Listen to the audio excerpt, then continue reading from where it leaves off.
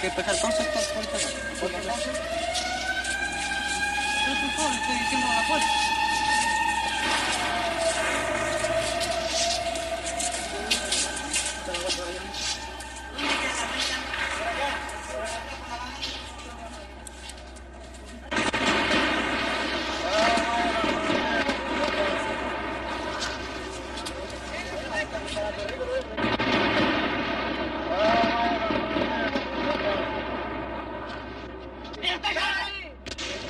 Santiago de Chile, 29 de junio de 1973.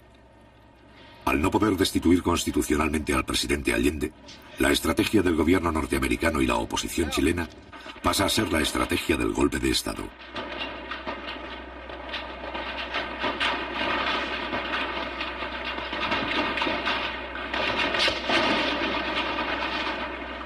Después de su fracaso en las elecciones presidenciales de marzo de 1973, la oposición inicia la aplicación rigurosa de un plan insurreccional.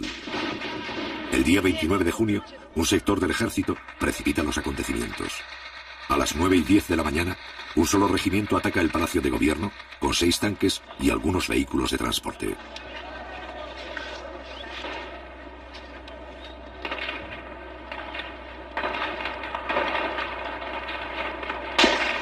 Un poco más tarde, un corresponsal argentino filma su propia muerte. También registra, 2 meses antes del golpe final, la verdadera cara de un sector del ejército chileno.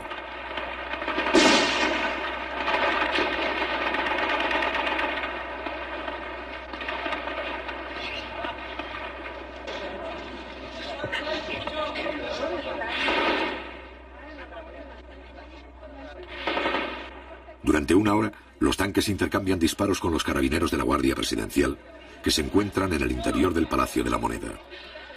En estos primeros instantes mueren 22 personas.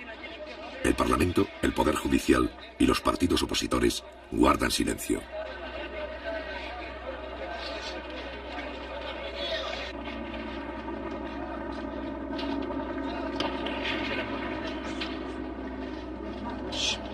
Sin embargo, las tropas golpistas no reciben el apoyo del resto de las Fuerzas Armadas.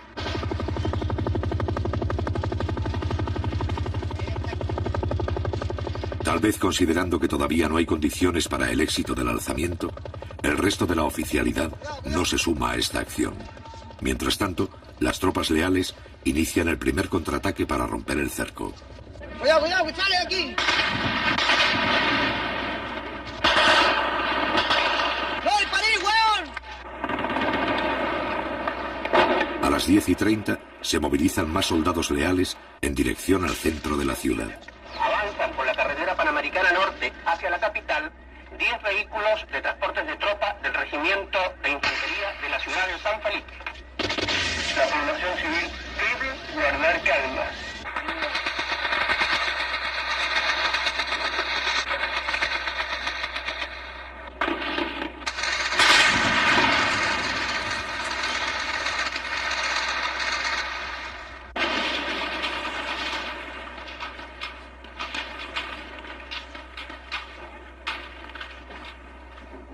Al cabo de un breve enfrentamiento, los tanques sublevados inician la retirada.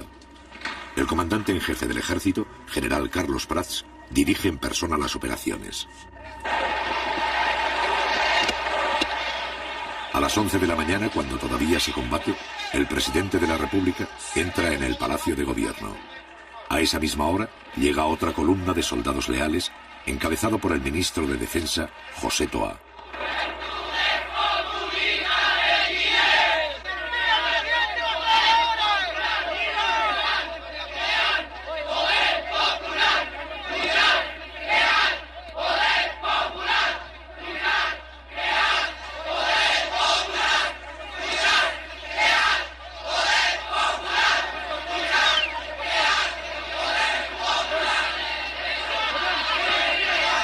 Si bien la situación empieza a controlarse, todavía hay algunas fuerzas que no se han rendido.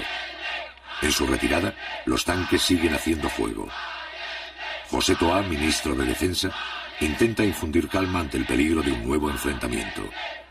En esta acción es secundado por el general Pickering.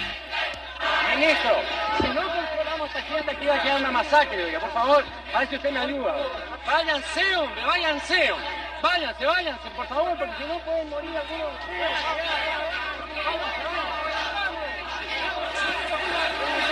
Los generales Pickering, Sepúlveda y Prats encabezan el grupo de oficiales más resueltos en sofocar la asonada. En cambio, otros altos mandos se limitan a permanecer expectantes. Tal es el caso de Augusto Pinochet, más tarde jefe del gobierno militar, que esta vez se suma a las fuerzas leales. A las 11:30 horas, el general Carlos Prats asegura al ministro de Defensa la rendición de los alzados y señala la ubicación de sus propias tropas. Pero en el lado sur de la moneda están las escuelas suboficiales, en el lado norte está el regimiento Will. Pero el general Prats va a considerar indispensable la declaración del estado de sitio para controlar la situación. Hay que declarar estado de sitio inmediatamente. Porque esa situación de otra manera no se puede controlar.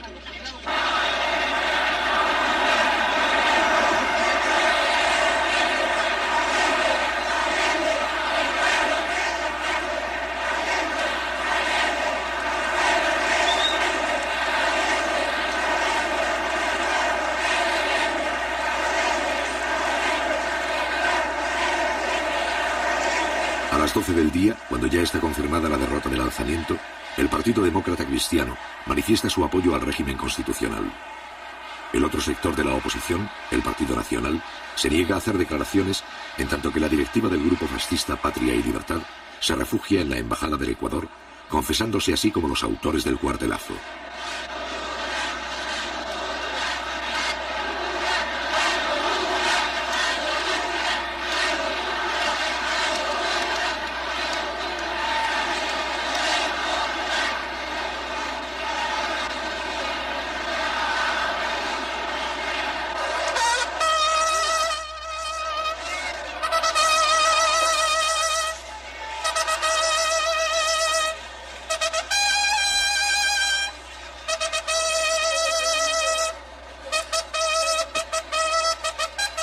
A las 6 de la tarde, la bandera presidencial es arriada por la guardia que ha defendido el palacio.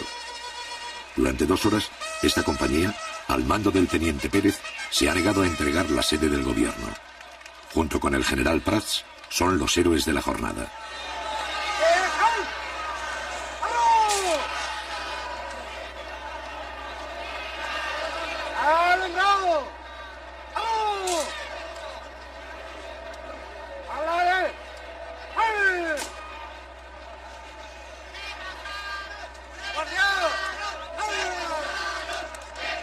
La facilidad con que se ha aplastado el conato de golpe abre muchas interrogantes. La sublevación indica que una parte de la oficialidad simpatiza con ella y que solo el temor a tener que enfrentarse a otras unidades del ejército impide que se sumen a la rebelión. En consecuencia, Allende se apoya en los oficiales constitucionalistas y descarta las acciones que puedan debilitar el carácter legal de su gobierno. Haremos los cambios revolucionarios en pluralismo, democracia y libertad, lo cual no significa tolerancia contra los antidemócratas, tolerancia con los subversivos, ni tolerancia jamás con los fascistas, camaradas.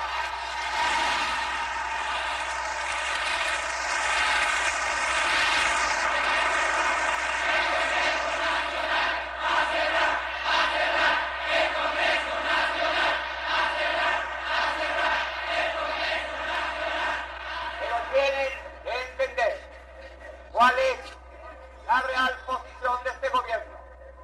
No voy, porque sería absurdo cerrar el Congreso. No lo voy a hacer. Esto respeto.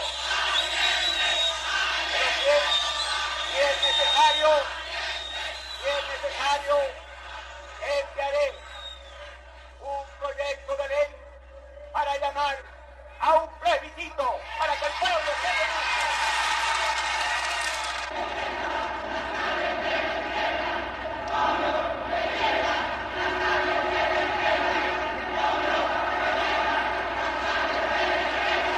Al otro día, Allende solicita al Congreso la aplicación del estado de sitio. Mientras tanto, desde la mañana del 29 de junio, los trabajadores de izquierda asumen el control de fábricas, empresas, minas y centros agrícolas a lo largo de todo Chile.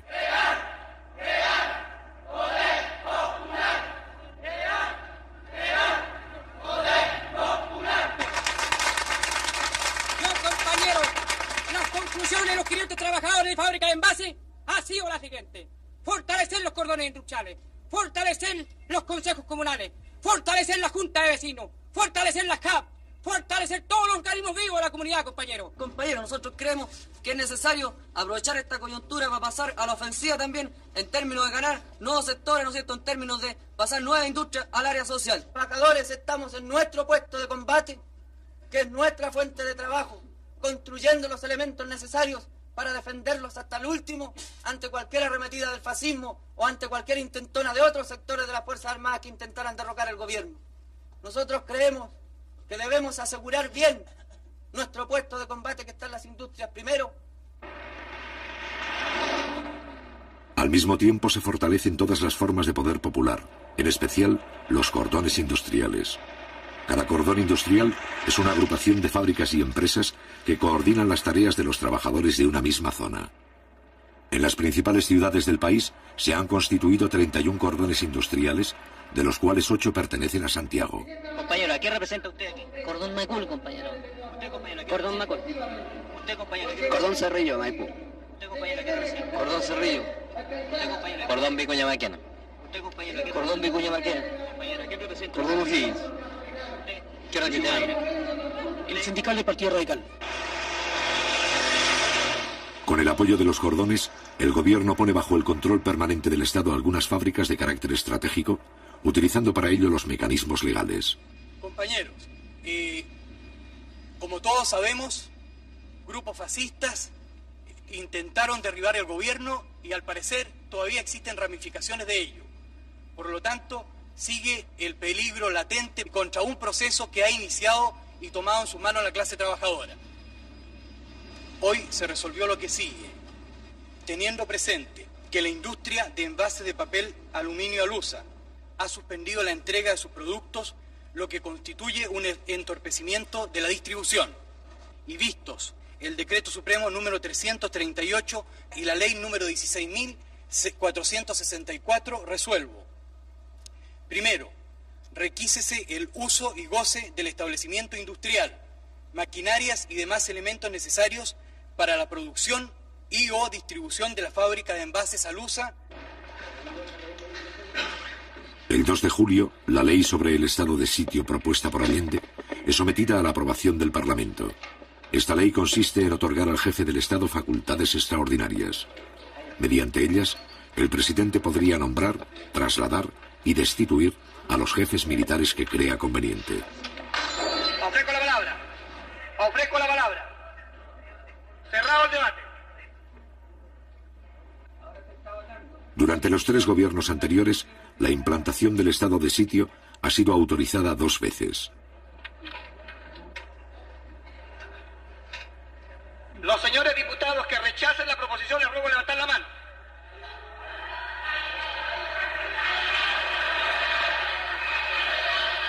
El estado de sitio, principal instrumento legal para afrontar una situación de emergencia, no es autorizado. Resultado de la votación. Por la afirmativa 52 votos. Por la negativa 81. Queda rechazada la proposición formulada por el Ejecutivo. La iniciativa del Ejecutivo no consigue convencer al Parlamento. Los partidos opositores estiman injustificado conceder a Allende poderes especiales.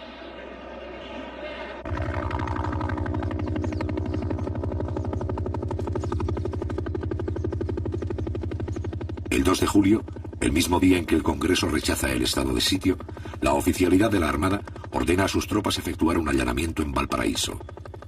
Un año antes, el Parlamento ha promulgado una ley de control de armas que faculta a los militares para efectuar registros en busca de armamento sin orden judicial ni autorización del gobierno. A pesar de la creciente acción terrorista de los grupos de extrema derecha, esta ley hasta ahora nunca había sido puesta en práctica por los militares.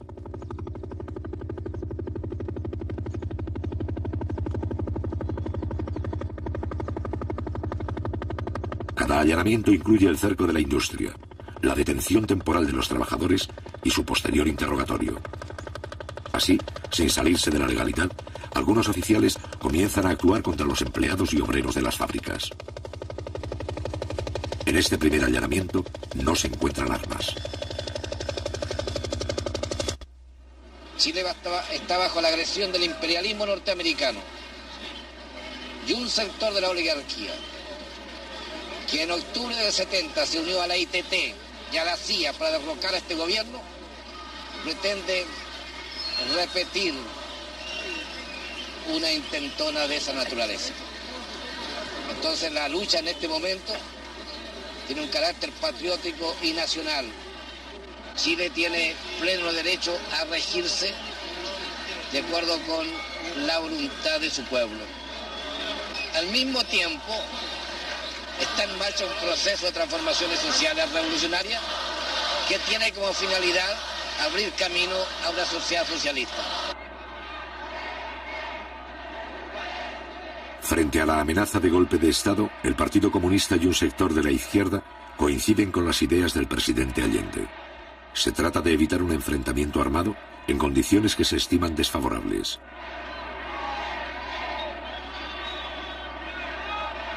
Para ello, este sector plantea apoyarse en los mandos militares que respetan el sistema democrático. En el plano político, tanto Allende como este sector desean llegar a un acuerdo mínimo con la democracia cristiana. Ellos han desarrollado toda una campaña en estos días. Continúan con su campaña orientada a señalar que se trata, en el caso del gobierno popular, de un gobierno ilegítimo. Yo quiero preguntarle al señor Víctor García Carcena cuál es la opinión del Partido Nacional acerca de los hechos del 29 de junio, del tancazo que culminara con la muerte de más de 20 personas inocentes. Yo quiero preguntarle cuál es su opinión, porque el diario La Tribuna, al día siguiente de este hecho, señalaba que se trataba de un show, porque la Radio Agricultura, durante los momentos en que se desarrollaba el intento faccioso, lanzaba, ¿no es cierto?, al aire consignas tales como: por fin ha llegado el día que tantos chilenos esperaban, por fin las Fuerzas Armadas se han decidido a enfrentar este gobierno totalitario, marxista y los otros epítetos que el partido del señor Víctor García Carcena coloca. Este es un delito político, este es un atentado en contra de nuestro pueblo, el más grave atentado precisamente contra la democracia y el régimen constitucional que ellos dicen defender de la boca para afuera. Don Víctor García Carcena ya fue encarcelado en una ocasión por el gobierno de la democracia cristiana en 1967 por sus actuaciones sediciosas en nombre del Partido Nacional. Buenas noches, señores telespectadores. Como ustedes pueden ver y han oído, el joven estudiante me ha emplazado a mí diciéndome que soy sedicioso. Óiganlo bien, pero mírenlo a él y mírenme a mí. Miren esa vida y miren la mía. Yo no sé cómo no se han caído las cámaras de vergüenza. Esta es la pura verdad. El que dedicó su vida a la revolución, el que no ha hecho otra cosa, nada más que revolución, frente a un hombre que durante 35 años ejerció su profesión, que fue 25 años profesor de la universidad, que se ha ganado él su vida con su esfuerzo. El joven estudiante me emplaza y dice: miren al sedicioso. Es decir, simplemente, como es ridículo, voy a ir a otras cosas. No funciona el régimen sin virtudes republicanas. Ese es mi pensamiento. Todo el mundo lo conoce y así lo he practicado. Yo no condeno a los desesperados. Yo no condeno a la gente que hoy día, al pobre camionero pisoteado que toma una piedra. No condeno tampoco a la gente que reclama y que se alza. No soy partidario, ni he sido nunca, de ningún alzamiento. No soy partidario de los golpes ni de las aventuras, pero hoy día comprendo y entiendo cómo un país entero no puede vivir tranquilo cuando sus más apremiosas necesidades, como lo acaba de reconocer ella como dueña de casa, no pueden ser satisfechas. Se ha retratado de cuerpo entero. Ha mostrado el rostro sedicioso, el rostro golpista del Partido Nacional. Y señora Anzieta, aquí está el principal riesgo al régimen constitucional y a la democracia que usted dice defender. El señor Víctor García Carcena, y ustedes lo escucharon, señores telespectadores, acaba de decir que él no condena el alzamiento del 29 de junio, materializado por una unidad traidora, sin duda, a la limpia tradición de nuestras Fuerzas Armadas. no condena el asesinato de más de 22 personas. No lo condena. Al revés, no ha tenido aquí, eso sí, la suficiente franqueza para decir que lo aplaude, como lo aplaudió su radio, la Radio Sociedad Nacional de Agricultura, como lo aplaudió su diario, el diario La Tribuna, que al día siguiente dijo que era un autogolpe, un show montado por el gobierno de la Unidad Popular. Y repítalo aquí, señor Víctor García. No he dicho que ha apoyado el alzamiento, no me tergiverse porque eso no lo admito. Pronúnciese claramente. Sí, acabo de pronunciarme claramente y no le voy a hacer más caso. Quiero que explicarle a ustedes, señores telespectadores,